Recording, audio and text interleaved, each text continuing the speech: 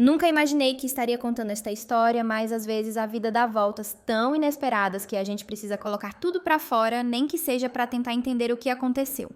Meu nome é Margarida e aos 35 anos já experimentei mais alegrias e dores do que jamais pensei ser possível. O mundo que eu conhecia desmoronou ao meu redor, deixando-me para recolher os cacos e tentar compreender onde tudo deu tão terrivelmente errado. Deixe-me começar pelo princípio. Há um ano finalizei meu divórcio de Pedro, meu ex-marido. Apesar do que se possa pensar, conseguimos manter as coisas de forma civilizada. Pedro era e ainda é um homem rico e foi generoso no acordo. Ele me deixou nossa ampla casa no subúrbio onde moro com nosso filho Dudu e um apartamento na cidade que proporciona uma renda de aluguel estável. A casa é linda com um quintal espaçoso onde Dudu adorava brincar e o apartamento está em uma localização privilegiada que me garante que nunca precisarei me preocupar em encontrar inquilinos. Mamãe, quando o papai vem nos visitar, Dudu me perguntava quase todos os dias, seus grandes olhos azuis, cheios de esperança e inocência. Ele tinha 6 anos, e apesar do divórcio, Pedro continuava sendo uma presença constante em sua vida. Este fim de semana, meu amor, lembra, ele prometeu te levar ao parque. Eu respondia agradecida por pelo menos essa parte de nossa família fragmentada ainda funcionar. Pedro passava todos os sábados de manhã, seu carro caro estacionando em nossa garagem, exatamente às 9h, nunca atrasado. Você está fazendo um ótimo trabalho com ele, Margarida. Pedro me disse um dia depois de deixar Dudu. Eu sei que não é fácil, mas você está lidando com isso melhor do que qualquer um poderia.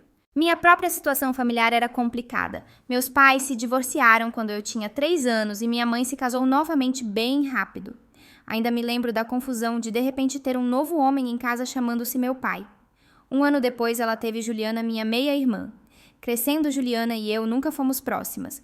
Mantínhamos o que eu chamaria de um relacionamento educadamente distante. Pais diferentes, personalidades diferentes, vidas diferentes. Por que você e a tia Juliana nunca saem juntas como outras irmãs? Dudu me perguntou inocentemente uma vez durante o jantar, seu garfo, empurrando as ervilhas que ele tentava evitar comer. Lembro-me de fazer uma pausa antes de responder. Às vezes as irmãs são apenas diferentes, querido, mas está tudo bem. Assim como você nem sempre quer brincar com todas as crianças da sua turma. Mas ela nunca vem às minhas festas de aniversário. Ele apontou finalmente colocando uma colher de ervilhas na boca. A tia Juliana é muito ocupada com a própria vida. Expliquei, embora a verdade fosse mais complexa. Juliana sempre pareceu ressentir nossa dinâmica familiar, especialmente depois que meu pai continuou a me apoiar financeiramente durante a faculdade, enquanto o pai dela lutava para fechar as contas. Quem dera eu soubesse, então, como essas diferenças dilacerariam nossa família. Olhando para trás, agora, posso ver os sinais de alerta, os sutis revirar de olhos, quando eu mencionava meu carro novo, os elogios dissimulados sobre meu casamento de sorte com Pedro, a forma como ela de repente ficava ocupada sempre que eu a convidava para reuniões de família, em nossa casa. Sua irmã está apenas com inveja, minha amiga Sofia costumava me dizer. Algumas pessoas não conseguem lidar com o sucesso dos outros.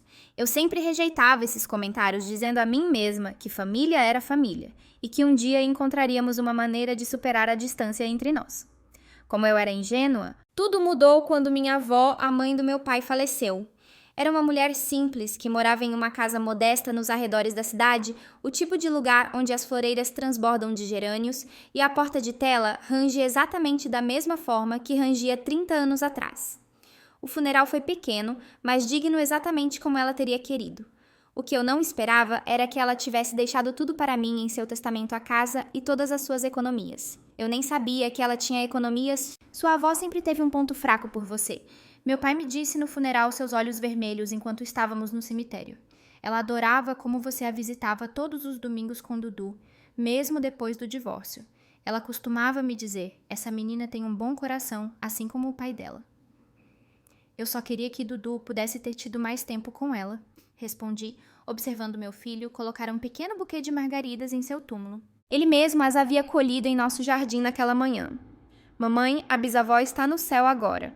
Dudu perguntou sua pequena mão deslizando na minha. Sim, meu amor, e aposto que ela já está assando seus famosos biscoitos de chocolate lá em cima. Eu ainda estava processando essa herança quando meus pais me chamaram à casa deles para o que eles chamaram de uma importante discussão familiar. No momento em que entrei, pude sentir a tensão no ar. A casa cheirava ao prato de carne assada de assinatura da minha mãe, mas o conforto familiar do lar estava ofuscado por uma atmosfera inequívoca de confronto.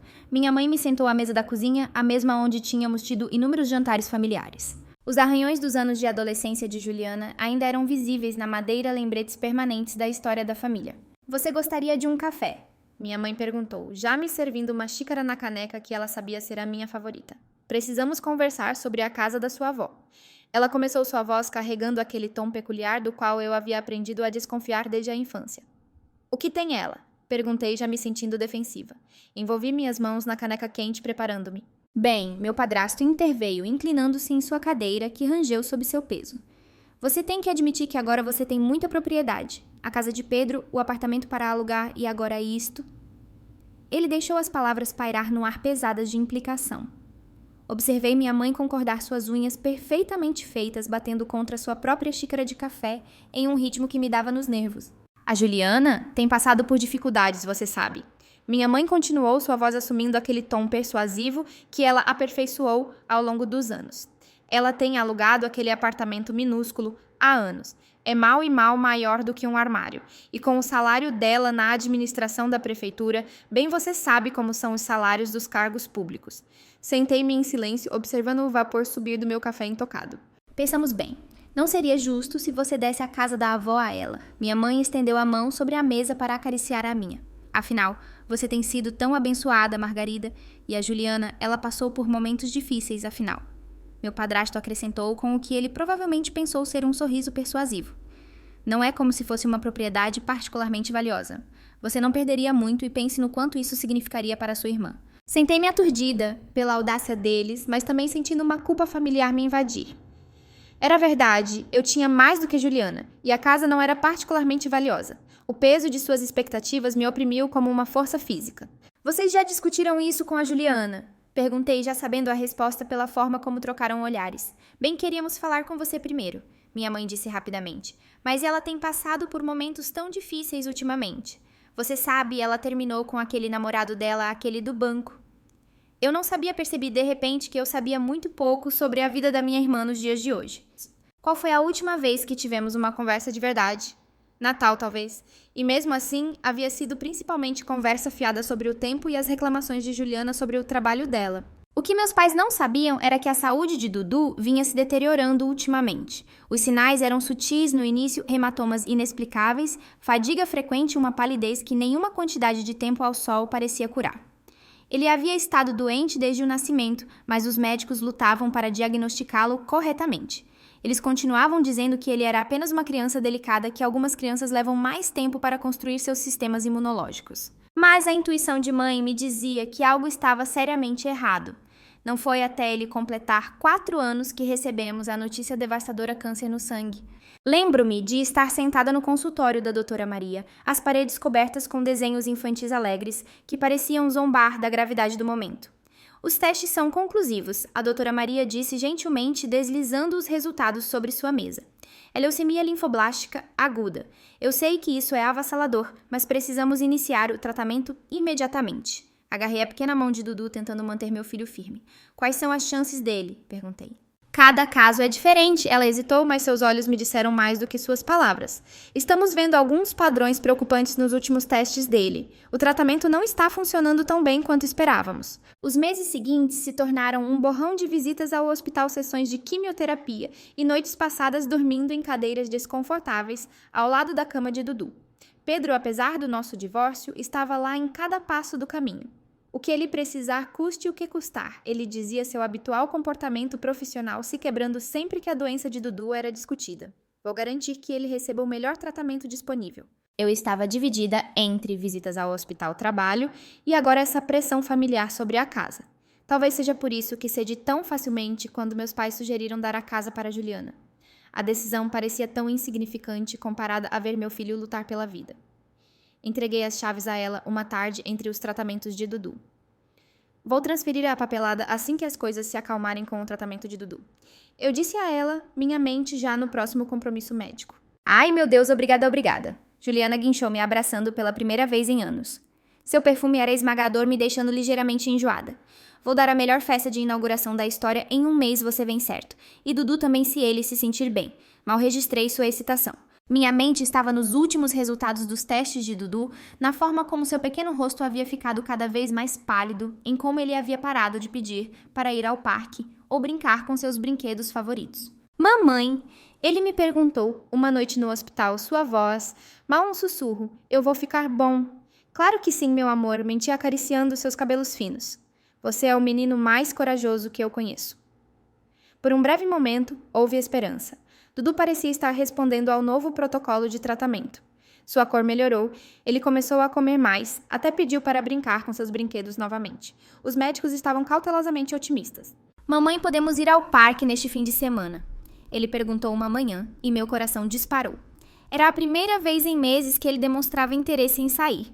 Assim que você estiver forte o suficiente, meu bebê, prometi. Iremos ao parque e daremos comida aos patos assim como costumávamos fazer. Podemos convidar o papai também. Claro que podemos. Mas uma semana depois, tudo desabou. A ligação do hospital veio às 3h da manhã, me tirando de um sono inquieto. Dudu havia sido internado no dia anterior com febre alta, mas os médicos haviam me assegurado que era apenas um pequeno contratempo. Senhora Oliveira, a senhora precisa vir ao hospital imediatamente. A condição de Dudu se deteriorou significativamente. A voz da enfermeira era profissional, mas gentil, disparando todos os alarmes na minha cabeça. Não me lembro da viagem até o hospital. Tudo era um borrão de luzes da rua e estradas escorregadias de chuva. Passei por 3 sinais vermelhos, mas não me importava. Tudo o que eu conseguia pensar era em chegar ao meu filho. Quando cheguei, era tarde demais. Os médicos já estavam trabalhando nele, mas eu podia ver em seus rostos que eles estavam lutando uma batalha perdida. As próximas horas foram um pesadelo de termos médicos medidas desesperadas e, finalmente, um silêncio devastador. Eu sinto muito, senhora Oliveira. A voz da doutora Maria falhou enquanto ela entregava a notícia. O sistema dele estava muito fraco para lutar mais.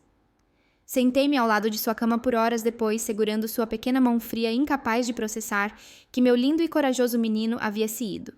O sol estava nascendo quando Pedro chegou, seu rosto pálido. Margarida, ele sussurrou, puxando-me para seus braços. Oh, meu Deus, Margarida. Através da minha névoa de dor, consegui mandar uma mensagem para Juliana. Dudu morreu. Funeral em 3 dias. Sua resposta veio 5 minutos depois. Ok.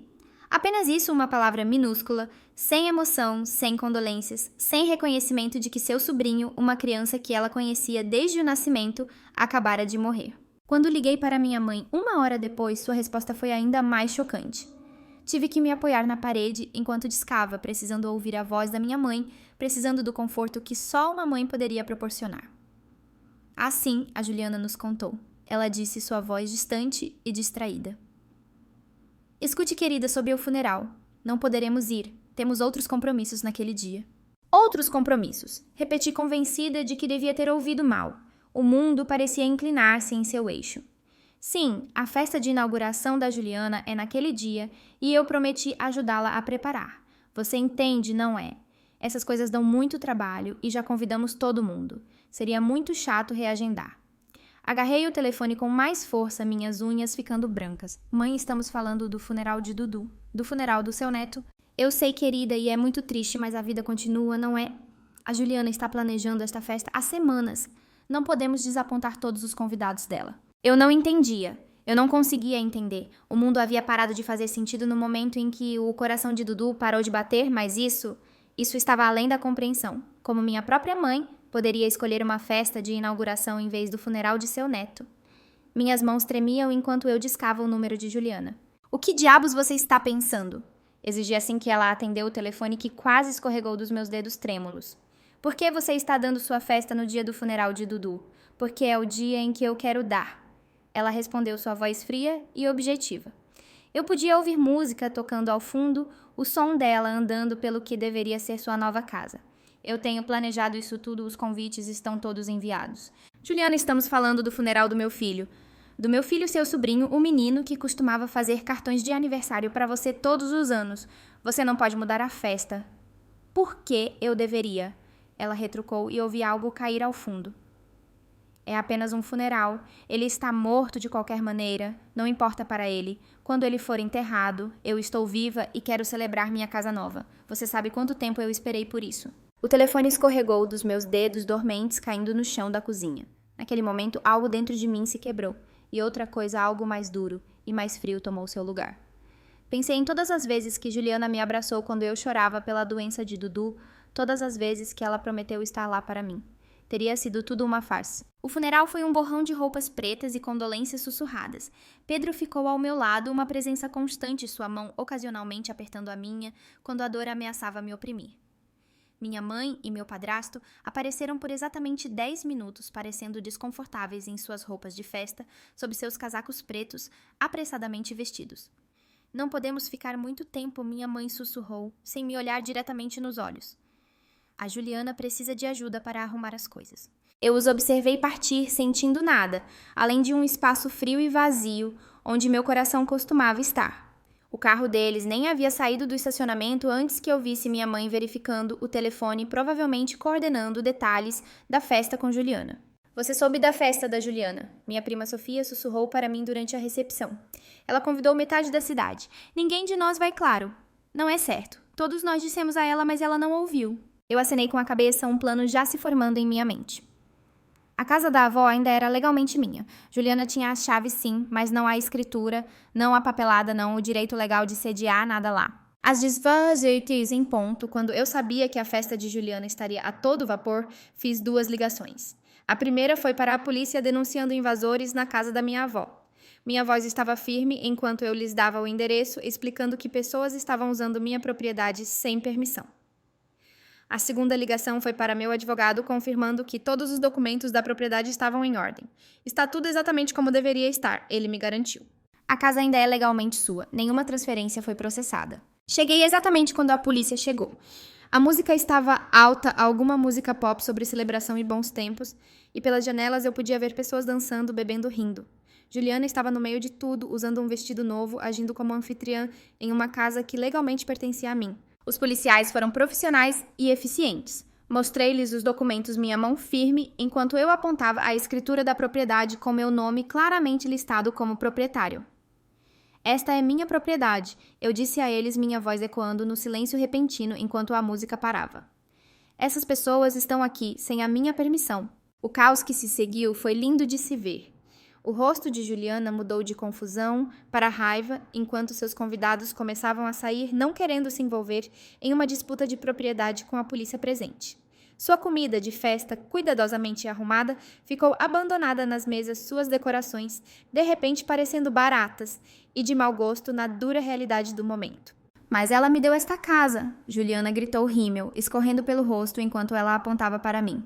Diga a eles, mãe, diga a eles como ela me prometeu. Nossa mãe e padrasto tentaram intervir, mas sem documentos legais suas palavras não significavam nada. Eles só podiam assistir enquanto a festa perfeita de Juliana se desfazia ao redor deles. Mostre-me a papelada.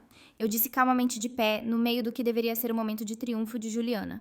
Mostre-me onde eu legalmente transferi esta casa para você.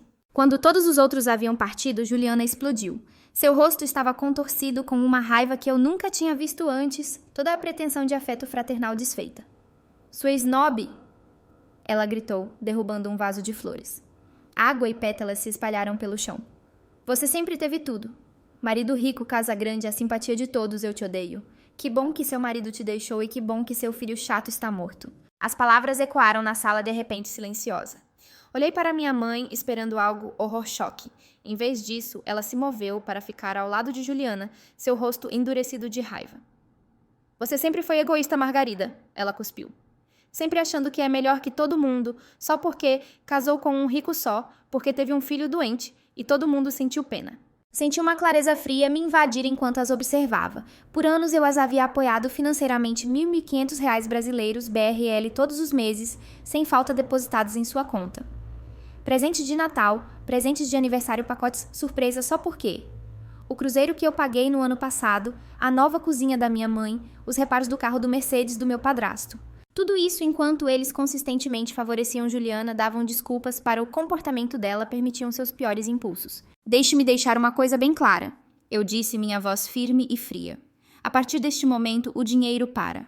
Tudo isso. Os depósitos mensais, os presentes, os atos aleatórios de generosidade que vocês vieram a esperar. Acabou. O rosto da minha mãe ficou pálido. Você não ousaria. Não ousaria você escolher uma festa de inauguração em vez do funeral do seu neto.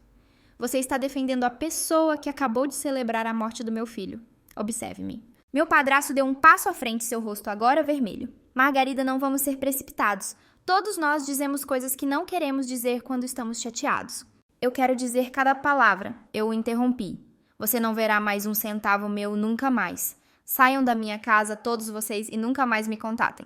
Você não pode fazer isso conosco. A voz da minha mãe falhou a realidade do que ela estava perdendo, finalmente a atingindo. Nós somos seus pais. Não, respondi. Pais não fazem o que vocês fizeram. Pais não escolhem uma festa em vez do funeral de seu neto. Pais não defendem alguém que celebra a morte de uma criança. Vocês são apenas pessoas que eu costumava conhecer. Isso não acabou. Juliana ameaçou enquanto eles saíam, mas eu podia ver o medo em seus olhos. Ela sempre dependeu de nossos pais e agora eu havia acabado de cortar sua principal fonte de renda extra. Você vai se arrepender disso. No dia seguinte, as redes sociais explodiram com as postagens da minha mãe sobre minha crueldade e os comentários chorosos de Juliana sobre estar sem teto, mas eles convenientemente omitiram a parte sobre escolher a festa em vez do funeral de Dudu. A verdade, porém, veio à tona rapidamente. Nossos parentes e amigos sabiam o que realmente havia acontecido. Eles estiveram no funeral, viram os convites da festa, testemunharam o cruel momento de tudo. Quem dá uma festa no dia do funeral do sobrinho? Minha prima Sofia comentou publicamente. E quem ajuda a preparar para essa festa, em vez de comparecer ao funeral do neto vergonha para todos vocês? A reação foi rápida e implacável. As postagens chorosas de Juliana sobre traição fraternal foram recebidas com nojo e condenação. Quando alguém vazou a informação sobre quanto apoio financeiro eu havia fornecido todos esses anos, os comentários se tornaram ainda mais ácidos. Ela foi forçada a fechar suas contas de mídia social, pois as pessoas compartilhavam a história de sua celebração desalmada e o comportamento permissivo de nossos pais. Meses se passaram. Eu estava começando a curar frequentando sessões semanais de terapia, aprendendo a viver com um buraco, em forma de Dudu, no meu coração. Minha terapeuta, a doutora Paula, me ajudou a trabalhar as camadas de luto, não apenas por Dudu, mas pela família que eu pensei que tinha. Então meus vizinhos ligaram sobre vandalismo na casa da minha avó. Alguém está quebrando todas as janelas. A senhora Rita relatou, sua voz tremendo. Consigo ouvir o vidro se estilhaçando. Graças às câmeras de segurança que eu havia instalado. Uma precaução que agora parecia predestinada. Eu tinha imagens claras de Juliana quebrando todas as janelas da casa. O vídeo a mostrava trabalhando metodicamente ao redor do edifício, seu rosto contorcido de ódio, enquanto ela atirava pedras através de cada painel. Não hesitei em apresentar queixa. Quando minha mãe ligou implorando para eu reconsiderar, senti nada além de fria satisfação. Você vai arruinar a carreira dela, ela lamentou ao telefone. Ela vai perder o emprego na prefeitura, pense no futuro dela. Como ela pensou no funeral de Dudu, respondi e desliguei. Juliana foi demitida quando o vídeo viralizou. O tribunal a ordenou a pagar multas e danos substanciais. A última notícia que tive é que ela está desempregada e, com nossos pais, sua prestigiosa posição na administração da prefeitura sendo apenas mais uma casualidade de seu próprio ódio. Alguns podem chamar de cruel, mas não sinto remorso.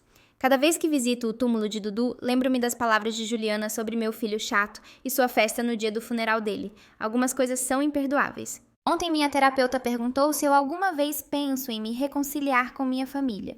Eles não são mais minha família. Respondi olhando pela janela do consultório para as árvores da primavera começando a florescer. Família não faz o que eles fizeram. Estou aprendendo a viver de novo um dia de cada vez. Dudu me ensinou sobre o amor incondicional, o tipo que persiste mesmo quando seu coração está estilhaçado em 1 milhão de pedaços. Juliana me ensinou sobre o ódio incondicional, o tipo que consome tudo o que toca. E eu aprendi que, às vezes, a família em que você nasce não é a família com a qual você termina. Enquanto estou em minha casa tranquila, olhando as fotos de Dudu, sei que fiz a escolha certa. Algumas pontes, uma vez queimadas, devem permanecer em cinzas. E, às vezes, a única maneira de honrar a memória daqueles que perdemos é cortar laços com aqueles que desonraram sua partida. Lições valiosas para lembrar. A família é construída, não apenas herdada. Os laços de sangue não garantem amor incondicional ou apoio. A verdadeira família é aquela que está presente nos momentos mais difíceis, que respeita suas dores e celebra suas alegrias genuinamente. Intuição materna é poderosa. Confie nos seus instintos quando algo parece errado, especialmente em relação à saúde e bem-estar de seus filhos. O luto é um processo pessoal. Não há uma maneira certa de lidar com a perda. É um caminho único, cheio de nuances, e a terapia pode ser uma ferramenta essencial para a cura. Estabelecer limites é fundamental. Proteger sua saúde mental e emocional, especialmente após um trauma, exige coragem para cortar laços tóxicos, mesmo que sejam com membros da família. As ações falam mais alto que as palavras. O verdadeiro caráter das pessoas se revela em suas escolhas e prioridades, especialmente em tempos de crise. Justiça, às vezes, é um ato de autocuidado. Buscar reparação e responsabilização por atos de crueldade e desrespeito pode ser uma parte importante do processo de cura. Nem todo arrependimento é genuíno. Esteja atento a desculpas vazias ou tentativas de manipulação disfarçadas de remorso, especialmente quando há interesses financeiros envolvidos. O que você faria nesta situação? Você acha que Margarida fez a escolha certa? Compartilhe seus pensamentos nos comentários abaixo e assine para mais histórias que tocam a alma e nos fazem refletir sobre as complexidades da vida.